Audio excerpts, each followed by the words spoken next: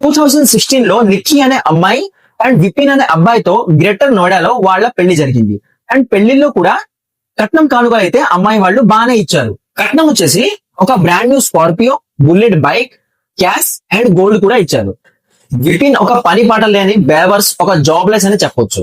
కానీ నిక్కీకి ఒక makeup store అయితే ఉంది. అండ్ ఆ మేకప్ స్టోర్ నుంచి వచ్చే పూర్తి సంపాదన ఆయన హస్బెండ్ విపిన్ కి ఇచ్చేసేది. కానీ విపిన్ నిక్కీ తెచ్చిన డౌరీ అండ్ నిక్కీ సంపాదన తిని కూడా సంతోషంగా లేడు. ఇంకా ఎక్స్ట్రా 36 lakhs డౌరీ ఇంకా తెమ్మని తన్ని డైలీ ఇబ్బంది పెట్టేవాడు, ఫోర్స్ చేసేవాడు, కొట్టేవాడు. సుమారు 9 సంవత్సరాలుగా నిక్కీనైతే విపిన్ ఫిజికల్ గా బాగా అసాల్ట్ చేశాడు. 36 lakhs డౌరీ అరేంజ్ చేయలేదని.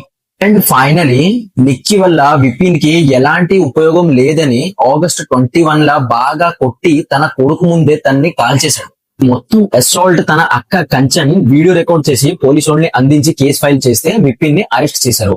కస్టడీలో ఉన్న విపిన్ పారిపోద్దామని, తప్పించుకుందామని ప్రయత్నిస్తే తన కాళ్ళకి పోలీసు వాళ్ళు షూట్ చేసి మళ్ళీ కస్టడీలో పెట్టారు. సమయంలో కంచన్ ఎలా వీడియో రికార్డింగ్ చేయగలిగింది అనుకుంటే, కంచన్ కూడా విపిన్ వాళ్ళ అన్నయ్య రోహిత్ తో సేమ్ ఇయర్ 2016 ఇద్దరు చెల్లెళ్ళు, ఇద్దరు అన్న తమ్ముళ్లతో పెళ్ళాడి ఆ ఇంట్లోనే ఉండేవారు.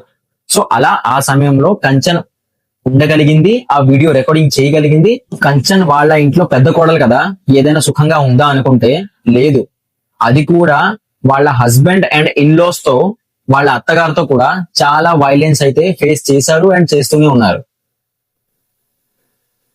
ఈ విపిన్ లాంటి వాళ్ళని ఏం చేయాలో, అంటే ఈ విపిన్ లాంటి వాళ్ళని ఏం చేయాలి ఒక్కసారి కామెంట్ లో రాయండి. అండ్ #justice for Nikki అని కూడా కామెంట్ లో రాయండి.